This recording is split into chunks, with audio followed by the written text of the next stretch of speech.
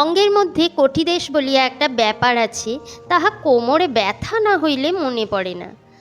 গৃহের আশ্রয়রূপে স্ত্রী যে একজন আছে, ভালোবাসার তাড়নায় তাহা পদে পদে এবং তাহা 24 ঘন্টা অনুভব করার নাম ঘর কর্নার কোমরে ব্যথা।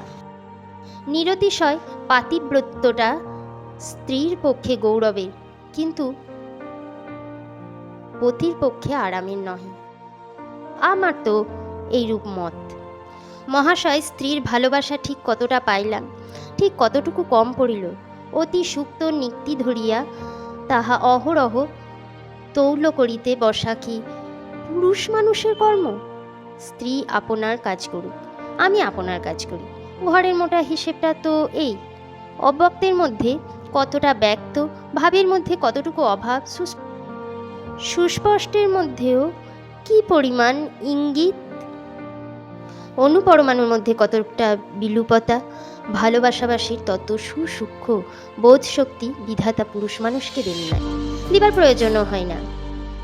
পুরুষ মানুষে তিল পরিমাণ অনুরাগ বিরাগের লক্ষণ লইয়া মেয়েরা বটে ওজন করিতে বসে। কথার মধ্য হইতে আসল ভঙ্গিটুকু এবং ভঙ্গির মধ্য হইতে আসল কথাটুকু চিরিয়া চিরিয়া চুনিয়া চুনিয়া বাহির করিতে থাকে। কারণ পুরুষের ভালোবাসায় মেয়েদের বল, তাহাদের জীবন ব্যবসায় মূলধন। ইহারই হাওয়ার গতিক লক্ষ্য করিয়া ঠিক সময় মতো ঠিক মতো পাল ঘুরাইতে পারিলে তবেই তাহাদের তরুণী তরিয়া যায়। এই জন্যই বিধাতা ভালোবাসা যন্ত্রটি মেয়েদের হৃদয়ের মধ্যে ঝুলাইয়া দিয়েছে, পুরুষদের দেন না।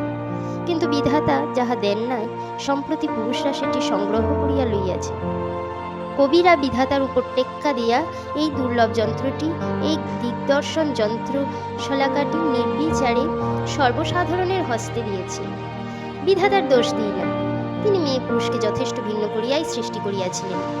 কিন্তু সভ্যতায় সে ভেদ আর থাকে না। এখন মেয়েও পুরুষ হইতেছে, পুরুষও মেয়ে হইতেছে। সুতরাং ঘরের মধ্য হইতে শান্তি ও শৃঙ্খলা বিদায়। এখন শুভ বিবাহের পূর্বে পুরুষকে বিবাহ করিতেছে না, মেয়েকে বিবাহ করিতেছে, তাহা কোনো মতে নিশ্চয় করিতে না পারিয়া বর কন্যা উভয়েই চিত্ত আশঙ্কায় দুরু দুরু করিতে থাকে। আপনি বিরক্ত হইতেছেন?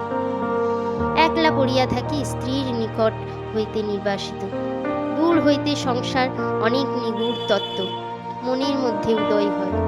এগুলো ছাত্রদের কাছে বলিবার বিষয় নয়। কথা প্রসঙ্গে আপনাকে বলিয়া লইলাম, চিন্তা করিয়া দেখিবেন। মোটা কথাটা এই যে, যদিচ রন্ধনে নুন কম হইত এবং পানে চুন বেশি হইত না, তথাপি ফণিভূষণের হৃদয়ে কি যেন কি নামক একটা দুঃসাধ্য উৎপাত অনুভব করিত। স্ত্রীর কোনো দোষ ছিল না, কোনো ভ্রম ছিল না, তবু স্বামীর কোনো সুখ ছিল না। সে তাহার সহধর্মিনীর শূন্য গহ্বরে হৃদয় লক্ষ্য করিয়া কেবল হীরা মুক্তার গহনা ঢালিত, কিন্তু সেগুলো পড়িয়া গিয়া লোহার সিন্ধুকে হৃদয় শূন্যই থাকিত। খুড়া দুর্গামোহন ভালোবাসা এত সূক্ষ্ম করিয়া বুঝিত না, এত কাতর হইয়া চাহিত না, এত প্রচুর পরিমাণে দিত না, অথচ খুড়ির নিকট তাহা অজস্র পরিমাণে লাভ করিত। ব্যবসায়ী হইতে গেলে নব্যবাবু হইলে চলে না, এবং স্বামী হইতে গেলে পুরুষ হওয়া দরকার, এ কথাই সন্দেহ করিবেন না। এরপর কি হলো? ফণিভূষণ সাহা কি তার স্ত্রী মণিমালিকার ভালোবাসা পেলেন, নাকি কেবল দিয়েই গেলেন? নাকি স্ত্রী তার প্রতি অন্যায় করিলেন? নাকি স্ত্রী অন্যদিকে পা বাড়ালেন? নাকি ফণিভূষণই বাড়ালেন অন্যদিকে পা? নাকি গহনা নিয়ে স্ত্রী পলায়ন করিলেন? নাকি কি হইল? কিছুই বুঝিতে পারিলেন না ফণিভূষণ সাহা। জানতে হলে দেখতে হবে পার্ট 3 অংশ। আর পার্ট 1 যদি না দেখে থাকেন তাহলে দেখে নিন, আমার চ্যানেলে আপলোড করা আছে। আর অবশ্যই আপনি যদি গল্পপ্রেমী বা সাহিত্যপ্রেমী হয়ে থাকেন, অবশ্যই এই চ্যানেলটি সাবস্ক্রাইব করে দিন। আমি জানি যে আপনি সাবস্ক্রাইব করবেন, তো এই আশা রাখছি। তো আজ এই পর্যন্তই, গুড বাই।